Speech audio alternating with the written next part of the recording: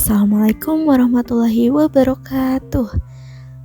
Kenalkan, nama aku Kak Almi.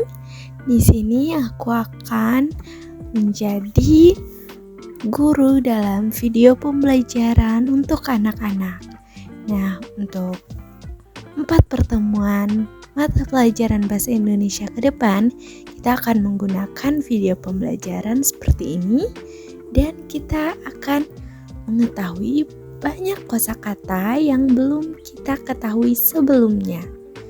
Untuk kali ini kita akan mempelajari kosakata yang berkaitan dengan sumber energi. Sudah siap semuanya? Ayo kita mulai pelajaran hari ini. Kakak minta untuk semuanya tidak perlu tegang. Kita harus santai dan tetap senyum seperti stiker di atas. Oke? Oke, lanjut. Kita akan masuk ke pembelajaran hari ini. Ada beberapa materi. Yang pertama, kita belajar tentang pengertian sumber energi. Kemudian yang kedua, macam-macam sumber energi. Yang ketiga, menyebutkan kosakata terkait sumber energi. Dan yang terakhir, pemanfaatan sumber energi alternatif. Nah, sebelum ini kita harus berkenalan dulu nih dengan kata kunci pada materi sumber energi. Kata kunci itu apa sih, Kak? Kata kunci itu kata yang akan sering keluar dalam sebuah pembelajaran. Jadi, 4 kata di bawah ini akan sering keluar saat kita belajar mengenai sumber energi. Yang pertama ada matahari. Yang kedua, air. Yang ketiga, angin, benar.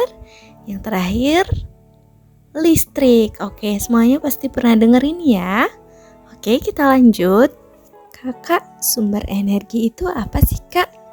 Nah, sekarang kita akan belajar tentang pengertian sumber energi. Sumber energi ini adalah semua benda yang menghasilkan energi. Mudah sekali ya. Semua benda yang menghasilkan energi disebut sumber energi. Tuhan menciptakan bermacam-macam sumber energi. Air dan udara adalah sumber energi. Tumbuhan dan hewan adalah sumber makanan. Nah, makanan menghasilkan energi bagi tubuh. Jadi, tumbuhan dan hewan juga bisa dikategorikan sebagai sumber energi. Jadi, sumber energi itu tidak hanya satu ya, teman-teman. Yang kedua, kita akan bahas mengenai macam-macam sumber energi. Ada beberapa macam benda yang dapat menghasilkan energi atau disebut dengan sumber energi. Yang pertama, ada makanan. Yang kedua, ada minyak bumi dan gas alam. Yang ketiga, ada baterai. Yang keempat, ada energi listrik. Yang kelima, ada matahari. Nah, kelima-lima benda ini dapat menghasilkan energi dengan caranya masing-masing. Sampai sini dapat dipahami ya. Sekarang kakak ingin anak-anak membuka LKS-nya dan membaca teks terkait sumber energi terbesar. Ada teks yang berjudul sumber energi terbesar. Kita baca sama-sama ya. Sumber energi lainnya yang ada di bumi adalah matahari.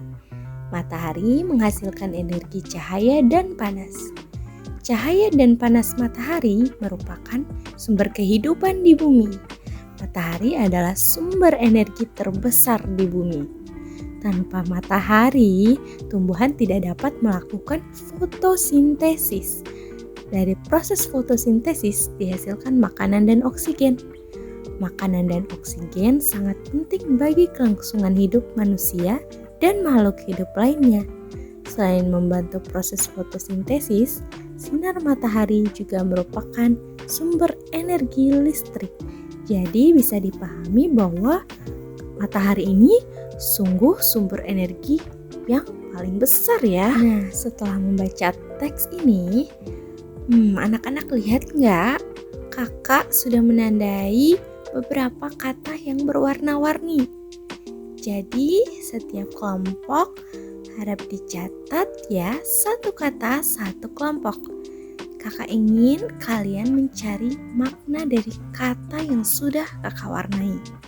Untuk mengetahui makna kata dari kosakata yang berwarna di samping, simaklah slide berikutnya dengan baik. Simak pembahasan kakak dengan baik ya. Setelah ini, siap-siap, harap disimak. Yang pertama ada, apa ini? Matahari. Kelompok 1, harap disimak. Matahari atau surya adalah bintang di pusat tata surya. Matahari memancarkan cahaya dan panas. Kakak ulangi. Matahari atau surya adalah bintang di pusat tata surya. Matahari memancarkan cahaya dan panas. Kelompok 2, sekarang perhatikan ya. Yang kedua ada cahaya matahari. Cahaya matahari adalah cahaya yang berasal dari matahari. Tumbuhan menggunakannya untuk mengadakan fotosintesis. Cahaya matahari adalah cahaya yang berasal dari matahari. Tumbuhan menggunakannya untuk mengadakan fotosintesis. Baik, sekarang giliran kelompok 3 untuk menyimak. Yang ketiga ada fotosintesis.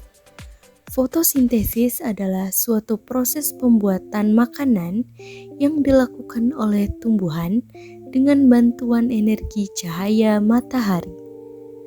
Fotosintesis adalah suatu proses pembuatan makanan yang dilakukan oleh tumbuhan dengan bantuan energi cahaya matahari. Kelompok 4 harap disimak. Yang keempat ada bumi. Bumi adalah planet ketiga dari matahari yang merupakan planet terpadat dan terbesar kelima dari 8 planet dalam tata surya. Bumi adalah planet ketiga dari matahari yang merupakan planet terpadat dan terbesar kelima dari 8 planet dalam tata surya. Yang kelima ada listrik. Kelompok 5 harap perhatikan ya. Listrik adalah energi yang dapat diubah menjadi energi lain, seperti menghasilkan panas, cahaya, kimia, dan gerak. Listrik adalah energi yang dapat diubah menjadi energi lain, seperti menghasilkan panas, cahaya, kimia, dan gerak. Baik, anak-anak, kalian hebat, kalian sudah menyelesaikan menyimak untuk kelompok. Sekarang harap disimak pemanfaatan sumber energi alternatif. Jadi, sumber energi alternatif dapat dimanfaatkan dalam bentuk PLTA, PLTA, dan PLTS.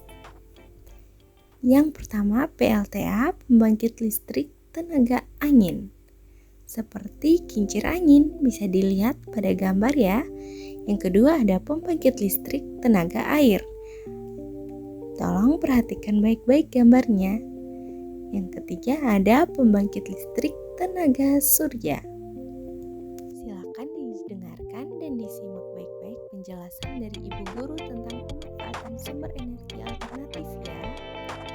Untuk selanjutnya, kakak meminta anak-anak untuk bekerja sama dalam mengerjakan tugas. Tiap kelompok diminta untuk memahami dan menghafalkan kosakata yang sesuai dengan warna kelompoknya. Jangan lupa disetor, dihafal dengan baik ya di Ibu Guru. Sekian dari kakak hari ini. Sampai jumpa besok. Assalamualaikum warahmatullahi wabarakatuh. Terima kasih.